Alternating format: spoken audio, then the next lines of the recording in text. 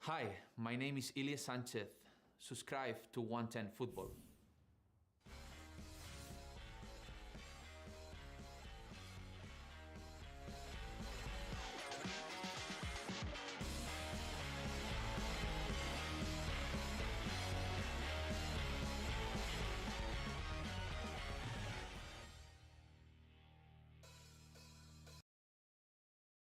And we are in fact back. LAFC 360 is back. Kind of fitting that the man that let us in was Ilya Sanchez, somebody that I think we'll talk about how much we missed him in Austin. I hope everyone out there, including Max Bretos and Connor Kalopsis, who are joining me, had a good weekend. Friday did not start us off in the best way, but we'll talk through it with you guys.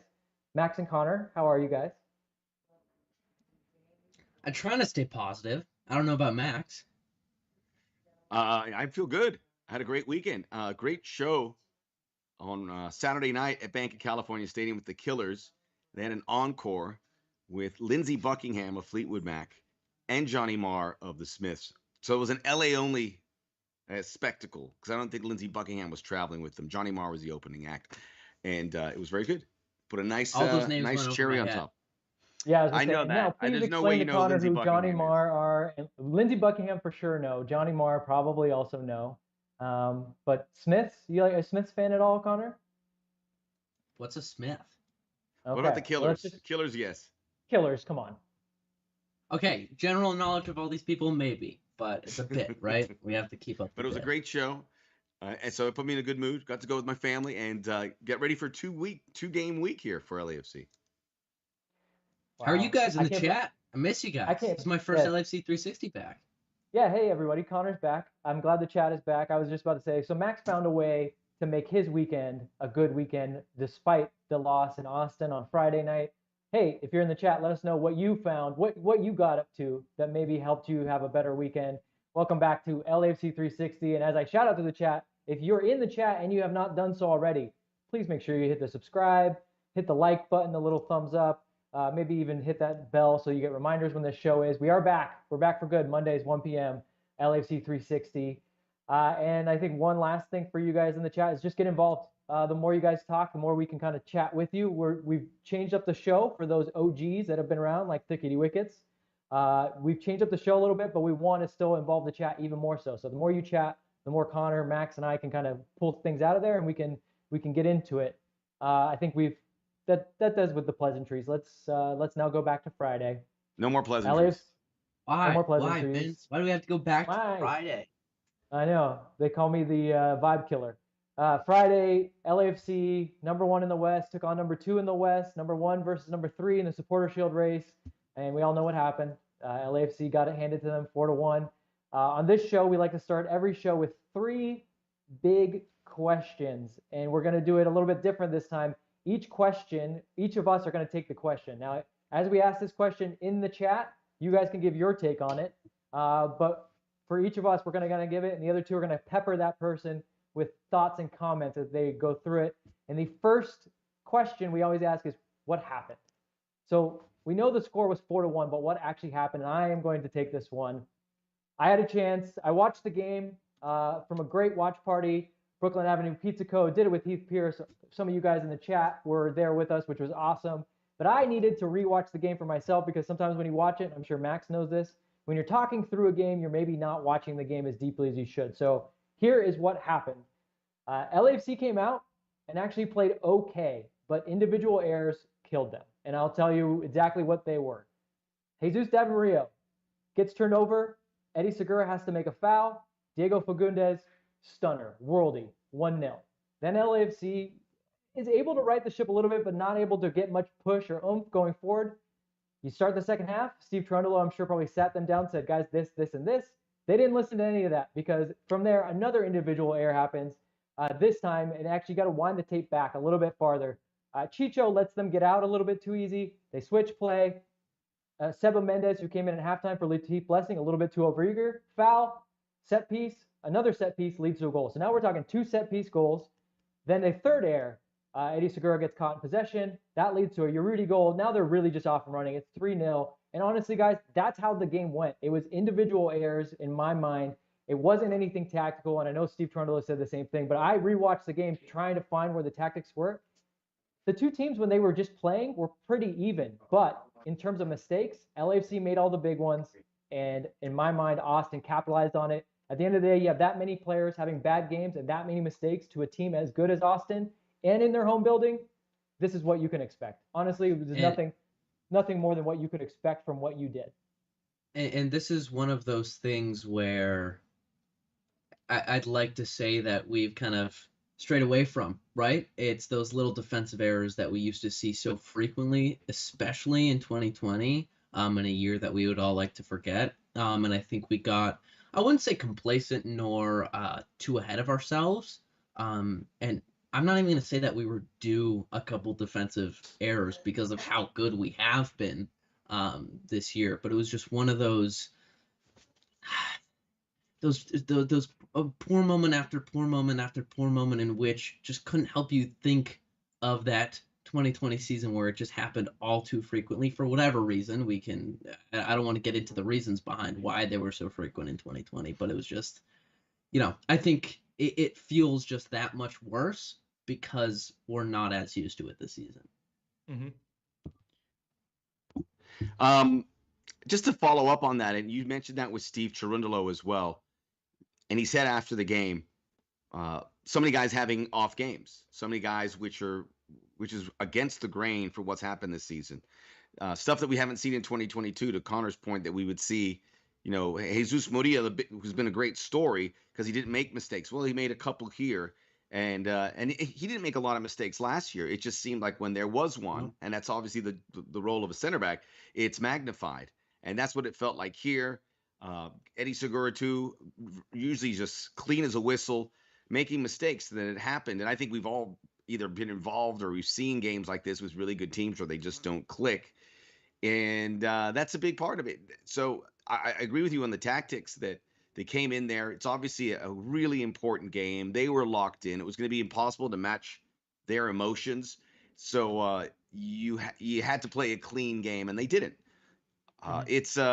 It's frustrating, but I think I'm also equipped with the belief that, I watch enough MLS and this happens all over the league with frequency, and you have bad games. LAFC's been able to limit those kind of games, but one can become two. And that's what we said also after the San Jose game. Don't let these bad habits get in there. Now there are a couple that are there, but certainly this is stuff that they can work their way through. You would hope. And I think I think this stings just a little bit more for LAFC because I think it's safe to say that for Austin FC, this has been their most historic game in their history thus far. Yeah. The way their fans treated it, the way their players treated it, the way the storyline has gone all season for Austin. This was an accumulation of everything that they've been working towards this year. And LAFC, due to individual errors and just being a little off on the day, were played really right into their hand. So, well, we're going to talk more about it in the next. They controlled their emotions a lot better too. Yeah. Sorry about that, Vince. They controlled their own emotions. I know Josue is saying about the Murillo yellow card. There was a lot of misdirected emotions where Austin had theirs all in check, and it was a big difference. Sometimes you're just not. I actually, every for one, mental game. Hot take really quick for everyone in the chat. That brawl, you preference it in the first half, peak entertainment for me. You can say what you want about the reasoning behind it, and if you think it's unprofessional, and if you think Murillo dove, if you think Urruti was in the right or the wrong. Having watched this game and seeing that happen in the positioning of the cameraman, and he was like zooming as if it was like a high school fight, it was great. It was so fun to watch. Anyway, maybe it did get out of hand, but from an entertainment value, the two top teams in the West battling out at that time before it was a blowout, right? They were really leaving it all on the field, which I like. Well, so I was in what happened. I was very dry for all these reasons we've been kind of pointing out. I think that a lot of people are talking about the occasion, and I think that's why a lot of our disappointment is. It was 1 versus 2, and we really just didn't show up. The intensity didn't reach the level. To Max's point, the mistakes definitely are what dooms you when you're playing a quality side that is going to have an emotional level that's probably higher than yours, no matter what you do. But guys, sample size. Like, I know we've lost 2 games in a row, but for 25 games prior, LAFC has been the best in class in MLS. And now I'm seeing people saying, oh, Philly's going to run away with the Supporters Shield. Oh, we're going to be horrible in the playoffs. I'm not saying don't worry, because those are legitimate worries, but I wouldn't say that this game definitely cements all those things. And that's why I tried to be very frank, because honestly, if those mistakes don't happen, the way that game was playing out, it looked like two very even sides until that foul and that goal that Diego Fagundes scores. And we'll get into this in the following questions, but to your point, once the 1, 2, 3 errors happen and leads to 3 goals and you're down a deficit of 3-0, what does that do to a team's mentality? As much as I want to sit here and say LAFC should have persevered and still played the game they should have played, of course, come the ending of the game when you were down 3-0, all due to individual errors, Austin's just gonna keep trying to fire at you at home in front of that stadium. I don't know. I don't know if I can argue with that. But to your point, look, Twitter and social media is a small slice of the fandom, but we are on there. It's like our companion, as it is for all of you. And people were kind of bent out of shape, and I was like, okay, this is a bad performance, but look at the standings. Let's build. The sample size is very small, and LAFC are allowed to have bad days because everyone else is having bad days. Austin's had bad days. Philadelphia, Seattle's having one bad day after another. They could still make the playoffs and win this whole MLS Cup. That's the reality of it. So it was a bad day, and this was the first bad second half they've had, right? Right. Mhm. They've been incredible, and you touched on it. First time they've been outscored in the second half. That was science fiction. We've never seen that. We just all anticipate that they're going to come in and blow the doors off in the second half. But one time they didn't, because you can't do it all the time. Yeah, my one caveat is this, as a lot of you have pointed out, this happens in the playoffs. Kiss MLS Cup goodbye. You're right. Yeah. You go 3-0 down, you're probably not coming back from that. However, this didn't happen in the playoffs. So good time for it to happen. And 2, they still have 7 more games to right the ship. They are 3 points ahead of Philly with a game in hand. So win your game in hand, finish strongly over this next 7 games, and then we'll see what happens in the playoffs. But let's move along, because Max Bretos is going to take us through our second question, and it is what we learned. What did we learn, Max Bretos? What did we learn? Well, let's jump off about, because you said if this happens in the playoffs, it's obviously a huge disappointment to what was a great season. So what do you do to prevent this from happening in the playoffs? Well, first and foremost, you finish first in the West, and you make sure all your playoff games, whether it's 1, 2, 3, or 4, are at Bank of California Stadium. And I think as we'll look at the schedule. So we got three teams here, right, gentlemen, that are competing for the Supporter Shield. You could also look at the Western Conference and LAFC in Austin and see. To me, the most important, because you don't know what's gonna. You want to win the Supporter Shield, but you got to keep Austin off your heels. If Philadelphia wins the East, there's no guarantee they're going to MLS Cup, so you could still get home field advantage. You got to worry about the West and finishing first and get that bye. So if we look at the schedules, we'll start with LAFC. That was a message there for producer Chris. So Look at that transition. Let me get a frame. Thanks for being subtle about it, Max. I know that's what we do. 7 games for LAFC. Austin has 7. Philadelphia have 6. So you have an edge over Philadelphia, obviously, with the extra game. Austin has 4 home games of those 7. LAFC has 3. So the gap is 6 points, and you have a lot of elbow room in this case. But it's a challenging schedule. You have the 2 trips to Dallas, and you have the 2 trips to Texas. And we saw on the first trip to Texas, it was a struggle. The Heat, whatever it is, this team didn't do that well. They did well in the Nashville game, which was the other hot game in recent memory, and that was good. But you have those 2. Sporting was very hot also right after Nashville. That's true. And they did well. You have a trip to Portland. You have a trip to Minnesota. Portland's Portland, obviously. And Minnesota, to me, looks like a legit MLS Cup threat the way they are playing. So you got the schedules say you're in good shape. Austin, I think, has the best schedule because they have 7 games and 4 home games. But then again, they have to make up 6 points. Philadelphia just looks really good. But I disagree. Like, this is all very competitive teams within the West we have left, right? And a lot of them are away games, right? I can't tell. Look, I know that no matter what, each game that LAFC steps into, they're going to be competitive, if not the favorites, right? I think we can say that in confidence. That being said, Minnesota away, Dallas away, Portland away, Nashville at home, like these are games that are going to be big, not just interconference games, but just each team is kind of picking up some heat when it's coming down to decision day, right? Yeah. By the way, I love Johnny. Johnny just joined us in the chat room, and he's already bringing in 4 texts. Yo, we got to talk. What happened in Austin cannot happen again. 4 different. Well, I like Craig's question. He asked, he's saying we're being kind to coaches. What do we see? And player errors are one thing, but what do we see that Steve could have done different? And my response to Craig would be like, look, when players make errors like that, there's not much a coach can do. So I think the only thing, if I will be critical of Steve, is the thing that he can mainly control. And I think you guys have all been alluding to it. It's picking the starting 11. Was it time for Bale to start? Maybe not.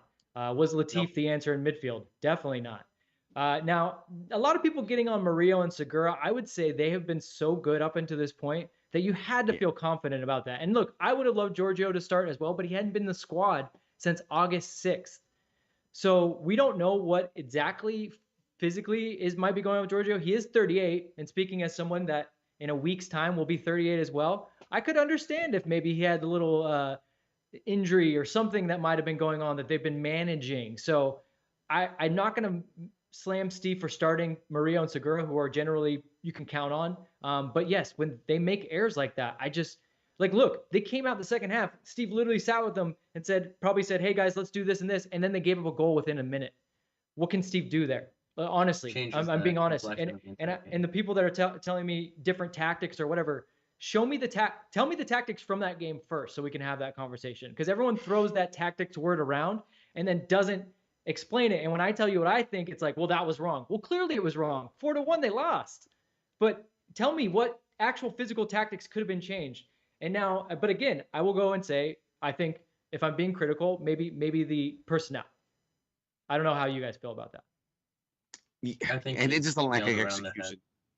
It's by the way, with the schedule, who was that?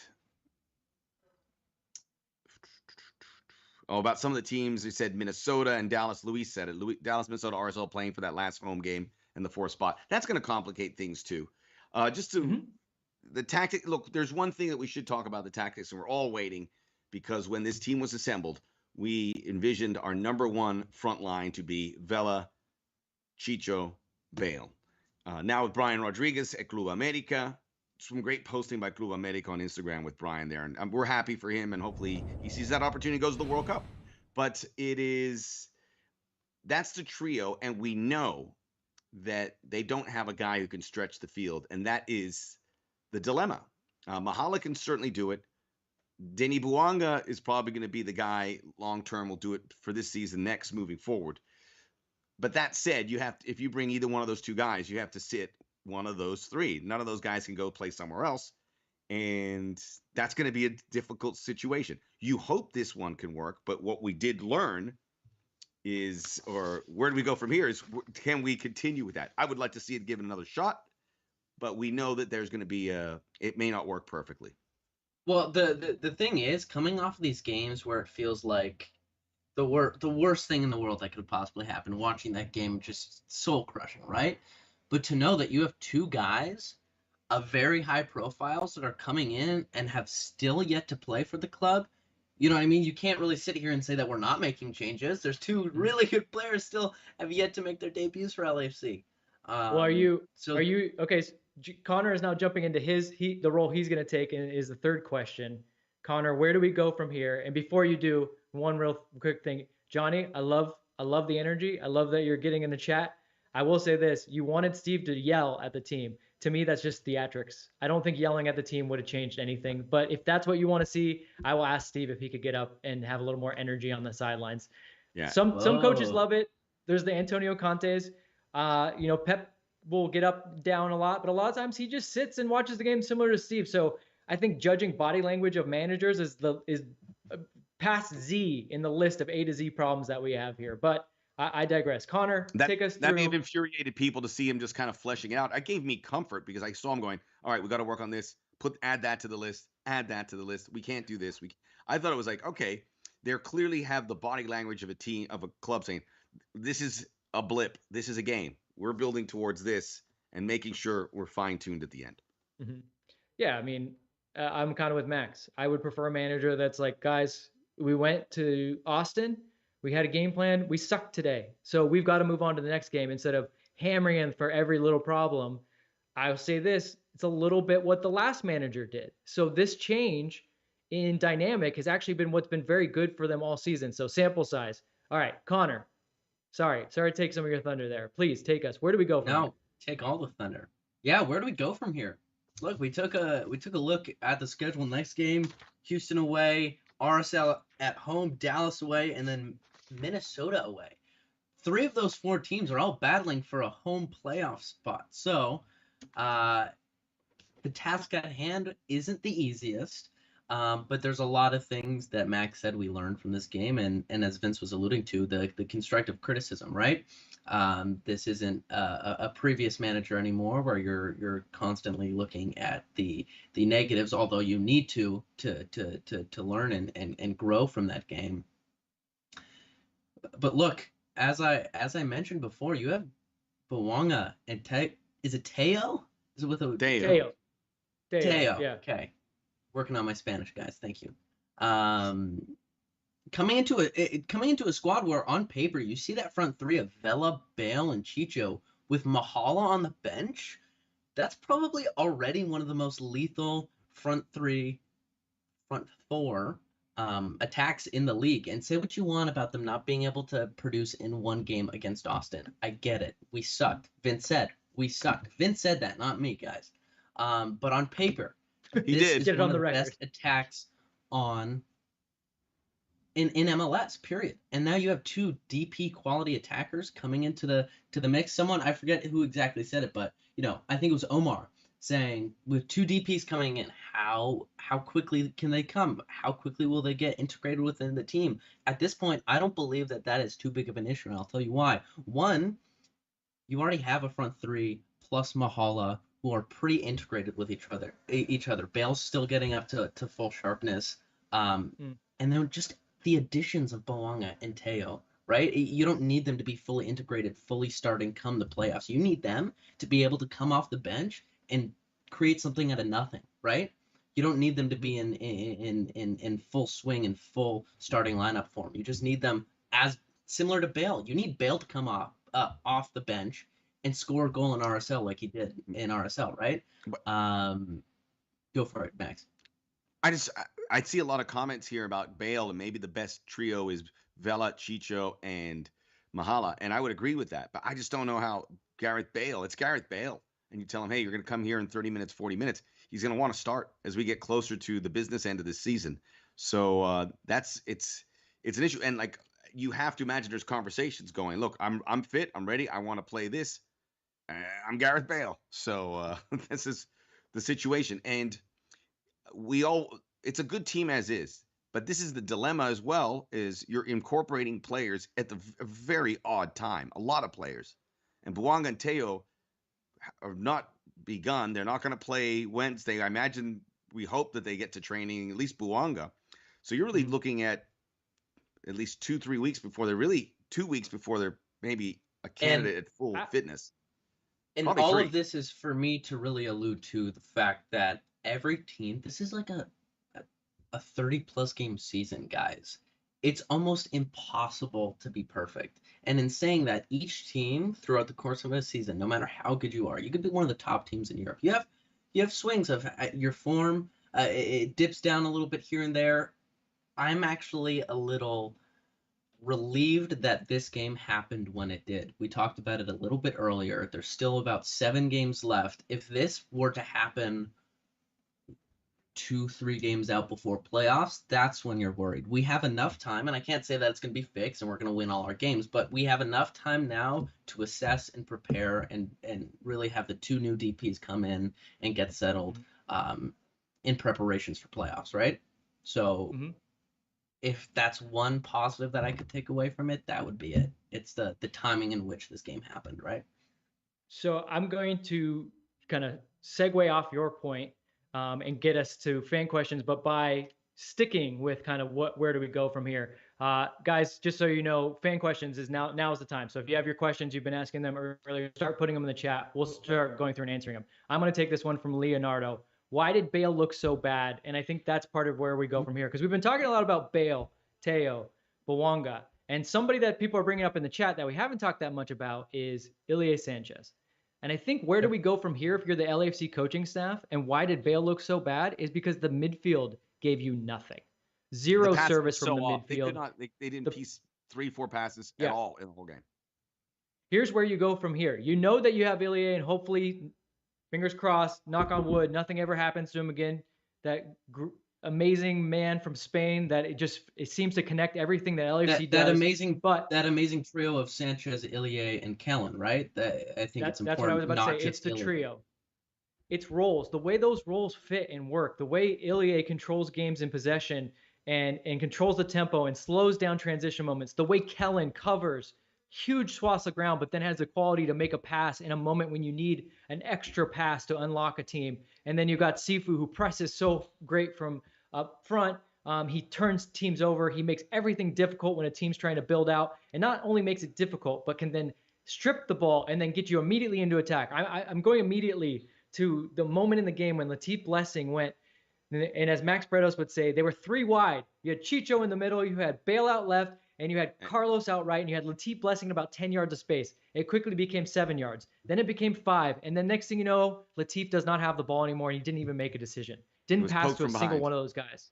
Yes, he was poked from behind. You would have wanted Sifu in that moment. So I think where we go from here, especially if you're the coaching staff, is, guys, we got to sit back down with this midfield. And I think this is something we talked about very early in the season and then forgot about, because the 3 of them had spent so much time together and we didn't have to break them up the way we did earlier in the season. And then we didn't have to think about them again. But I think they got to put a little emphasis back on that midfield and say, guys, how are you generating chances? How are you getting our guys out and running? Because to those people asking about how do we integrate these DPs, attackers, man, you put them in, and if they're not doing well, you sub them out. It's harder to sub out a midfielder, harder to sub out defenders. So I think all these attackers are going to get chances to shine. And if they don't, as Steve said after the game, it's very simple. I moved them out. But midfield is that one spot where, yes, whatever the reason, whether it's the roster build, restrictions of depth in MLS, the players available, what we have in midfield is what we have. And it is much thinner than the other areas, and you cannot change it as much as you can, I think, other areas of the pitch. And Ilie Sanchez coming back in is good, not just because Ilie Sanchez is a good passer and distributor and support player, but it allows Kellen to do the same in a different position. All of a sudden, that midfield looks a lot more menacing. So it's like one hand feeds the other, and that will improve drastically. But that's why you got to really protect that group. And we've been so high on how deep our squad has been, especially in the attack. We were talking about the 2 DPs coming in, right? Part of me wonders if there should have been other areas explored before that. I'm not going to sit here and say what's right and what's wrong. I think it's just apparent that due to our attacking depth and our defensive depth at this point, I think we overlooked, as Vince was saying, that central midfield depth a little bit. How about this question? Craig Go ahead, Max. What does Gomez got? He goes, how offended are you of the $6 million offer for Sifu? And there's like these rumors. There's some validity to it, and we know one was from Brighton, and they already have 3 Ecuadorians, and maybe they're growing into that. But if that was an offer, then that is way low. This is when Chelsea is willing to pay $100 million for Gordon from Everton, I am definitely offended, Gomez. I'm offended for everyone. The whole country of Ecuador. I'm offended. I will go to Ecuador and I will stand for those people. If Gordon, a very pale-skinned Englishman, which I know that raises your value immediately in the Premier League, is worth $100 million, then my man Sifu is worth at least 30. And I don't think that's his actual valuation. But double it, and then we'll start talking. Yeah, that's what you'd have to do. Or we get the 100% sell on, and we'll do a loan.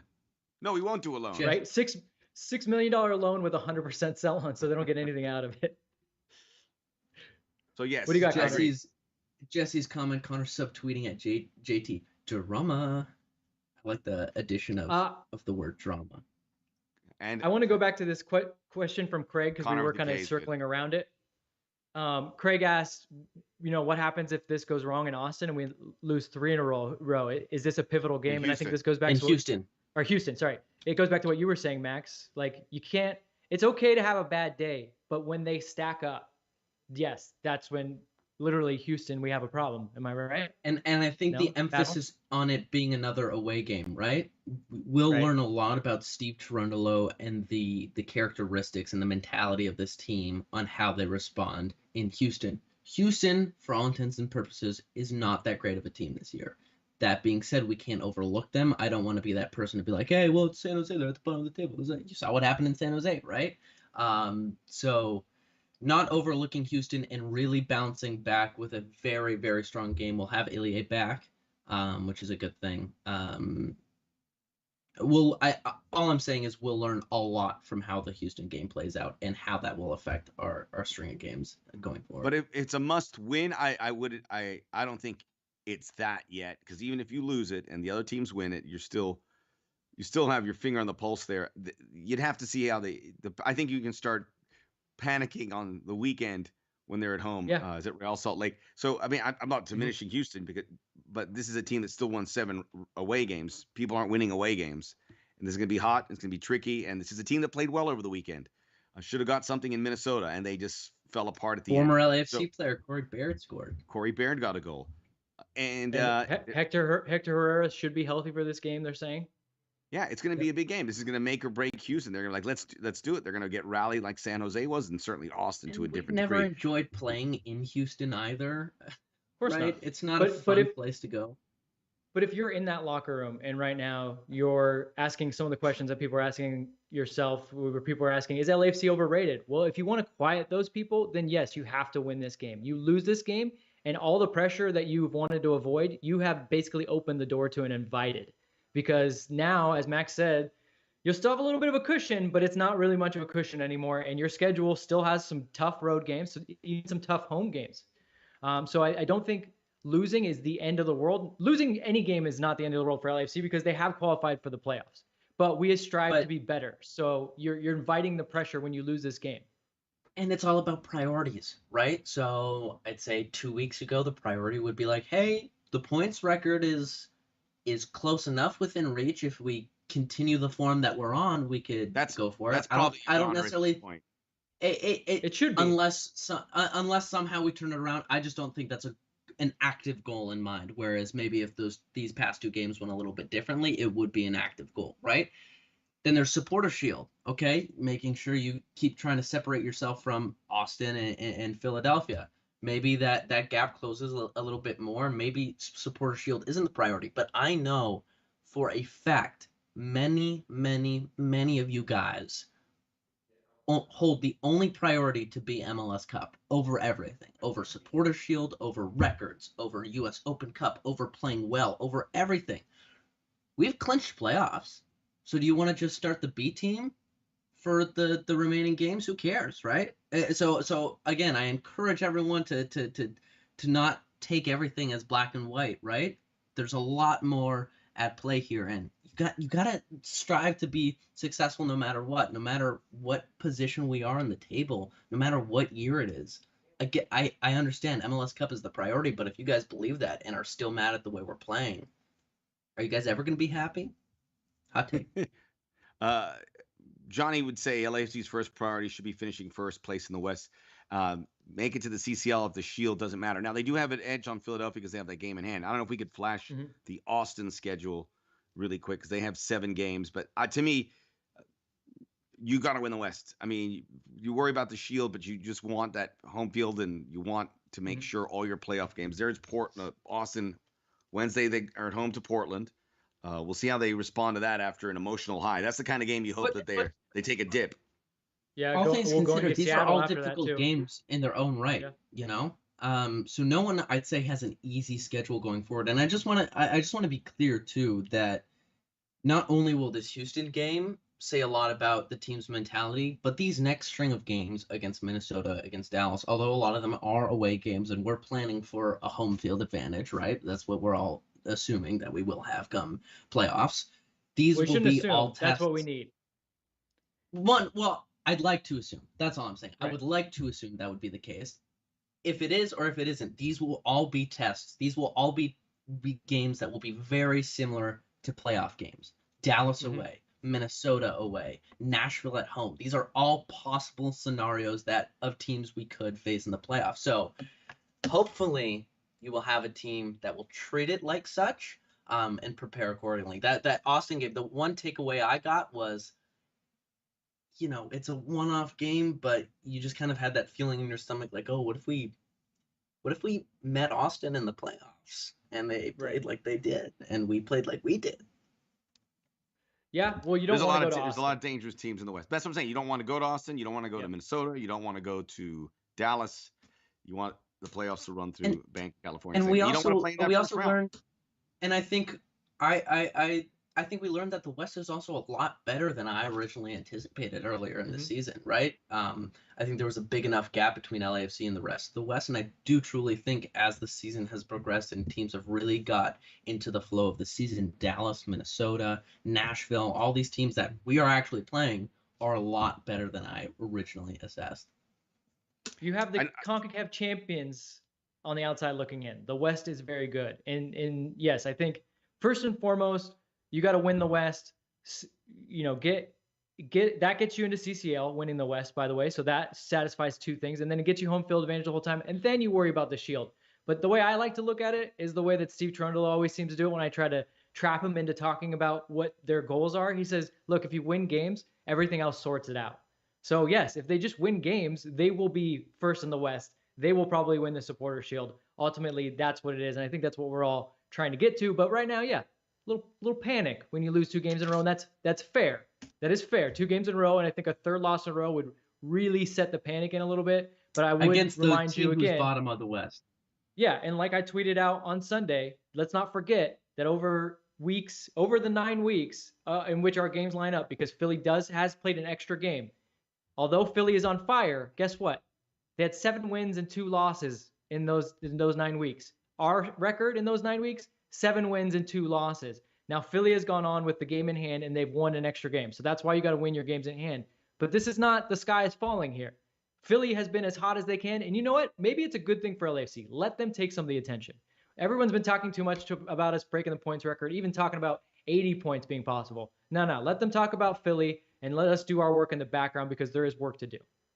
I think to catch New England on the point, to catch the same amount of points, you'd have to win 6 of your last 7 games. So that record we're gonna do 7 games. 7 wins, bro. That record's a goner, and that's fine. Well, we're at 57 we're gonna clip this when we do 75, yeah.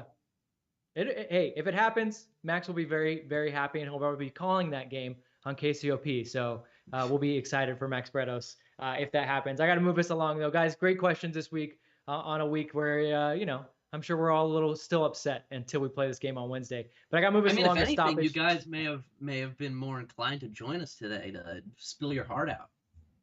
Thank you. And this is why the new format is fun. Guys, I got this chat screen right up here. I can stare right at it. I don't have to worry about anything else going on. So as involved as you guys are, that's as involved as we will be back. That's why we wanted a little bit looser show. That's why we're not in the studio, and we're doing it a little bit different.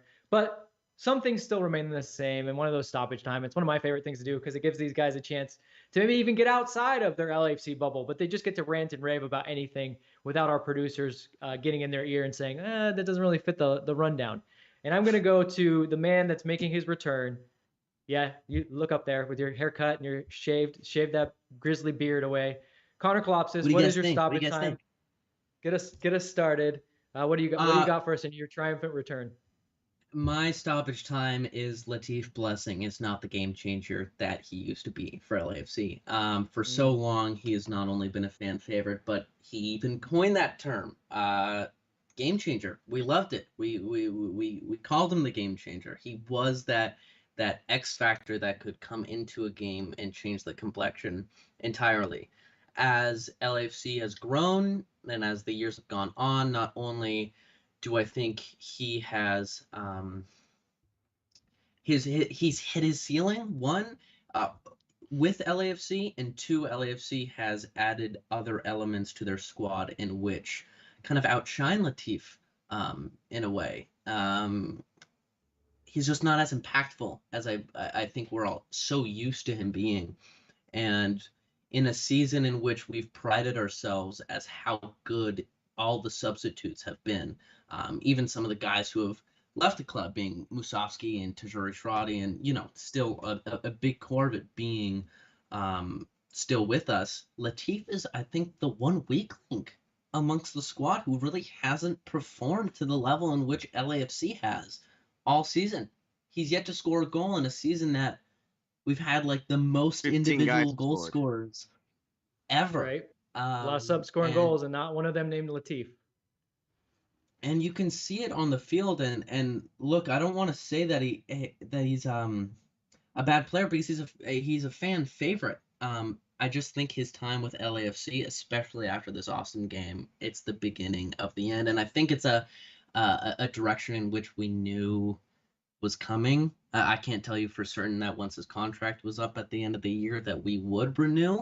I think this just brings a little more closure to it. I think there's more opportunities for him on a plethora of other teams. I think he's a player that is multi-use in a lot of different ways.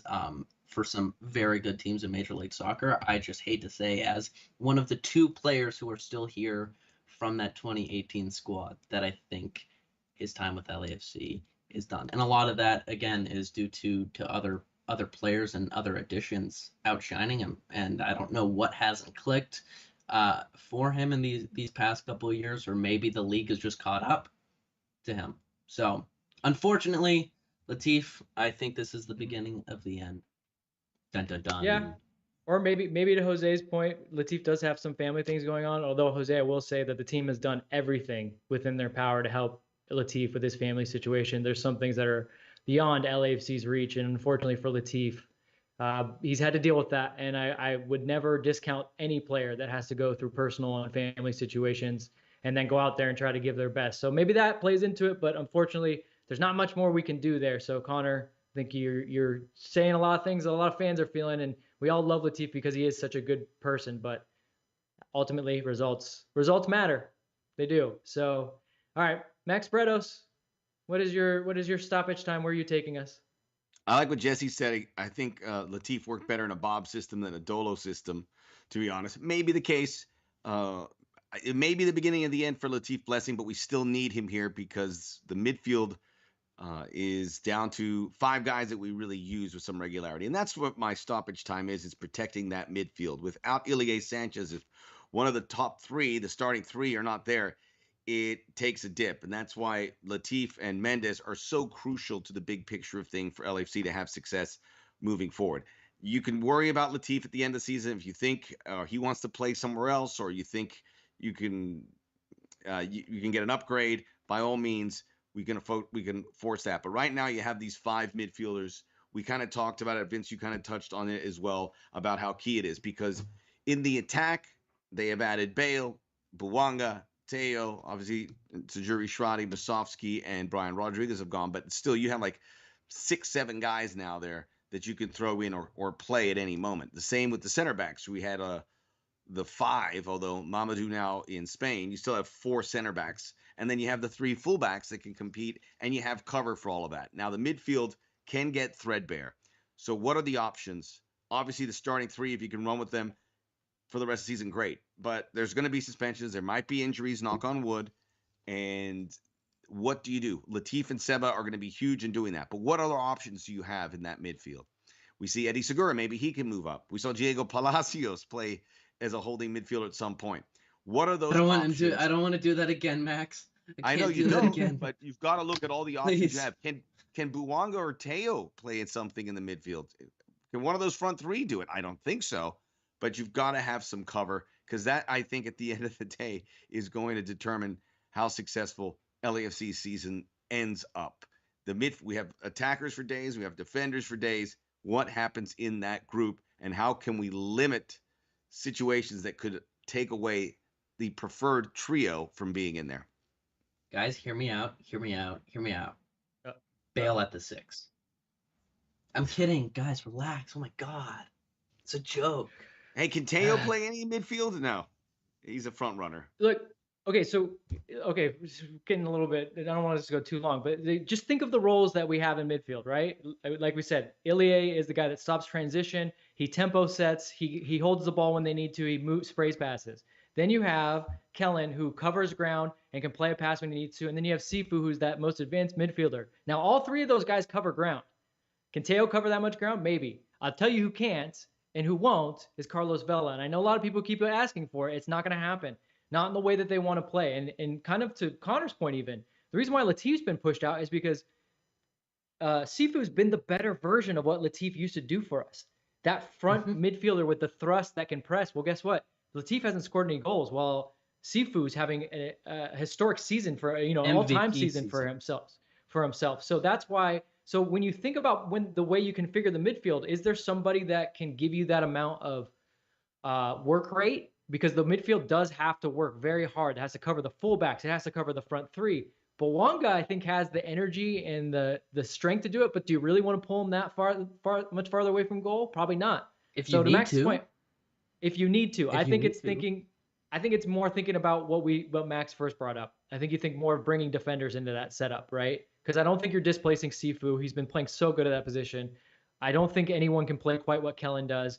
Now, I think Ilya is one of the most important players on LAFC's team, but maybe Cheeky can play in that spot. Maybe Eddie can play in that spot, and you can kind of configure the roles a little bit. But I don't like pulling forwards out because Sifu, watch what Sifu does. I don't think any of those guys could do as much off the ball running as Sifu. And maybe that's the Chiellini at the 6 from Leonardo. Chiellini can pass like a 6. He'll be Vince, he'll be gassed with 30 minutes. Maybe and that's we can put him at left back. Is that we can not experiment, but we have other options that we may be overlooking that are at different positions because a lot of our players have multi-use or are multi-position based, right? And I think maybe that's something we overlooked, and you could just throw Latif and Mendez in the lineup and hope that it was for the best. Or maybe you actually have to sit and look at the entirety of the squad and see where other players fit in even better than maybe a Mendez or Latif Blessing. Right. What's your stoppage time, Vince? Yeah, it's probably Vince, time. what's your stoppage time, Probably time bro? to wrap it up. My stoppage time is related to this. LA soccer is going to be wild for the next couple of months because LAFC is pushing hard for first place in the West in that supporter shield. And I don't know if you guys missed it on Sunday, but Angel City FC got a 3-1 win all the way on the East Coast. If you have not, and we'll wait till after the show's over, the show is almost over, please watch Savannah McCaskill's goal. Oh my God, amazing. She gets it out to the left corner of the box right near the goal line, megs the defender, and then buries it. Check out that goal. Great goal. 3-1 win. Angel City FC is 1 point out of a playoff spot with a game in hand. If they win their games in hand, they could be as high as first place, which is San Diego, which is a direct rival. So I'm looking towards that game in San Diego. I believe it's September 17th at that new stadium in San Diego. It's going to be a huge one for what's coming up. But keep your eyes. Look, Portland. LA is Soccer City, USA. Whoa. Don't give me that. Don't give me that. Okay? So keep your eyes on LA soccer going forward. It's going to be a wild ride over the next month and a half. That's my stoppage time. Let's add some trophies for two teams. I didn't know Portland was a place until they came and played LAFC. Fair. Well, Kalopsis and on that, Portland, we'll see you up there in October, and Connor will come around so you can give him an education on your wonderful city. My sister goes to university in Portland. It's great. I'll be up there for a game. Yeah. If you guys can all chip in, we can get Connor out to that October 2nd game where I actually believe he's on some kind of security footage from a prior trip that he went to Portland where he got kicked out, but we don't have time to go to that. I have been kicked out of Providence. Bring back some donuts.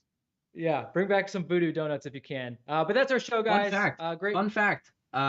Portland Timbers blocks 110 Football on Instagram. Ooh. It's a badge. It's a badge. I got some beef with Portland. Anyway, we won't get into it. Okay. That's for next episode. Yeah. So come back next episode, guys, and I'll give you the rundown. Yes, we will be back next week. Don't forget. We won't be back next week. Sorry, we won't be back only because it's a holiday. Okay. But the show is back. So don't freak out, guys, when we're not there Monday. Enjoy your Labor Day. It's the day before my birthday, so I'll be enjoying it. But we will be back on the 12th to break down all things LAFC and check out all the rest of the stuff that we've got there on the 110 Football YouTube channel. We got pre and post. We got watch parties. We've got the coaches show. So we'll see you guys for that. Connor, Max, thank you so much for joining us. Great show, as always. And for you guys in the chat, you make the show. This is really a lot of fun when you guys are active. And it was a good bunch. Love to see you guys even after a loss. So we'll catch you guys in 2 weeks' time. That's LAFC 360. Thank you, guys. Whoa! Ah. Oh my God! Whoa!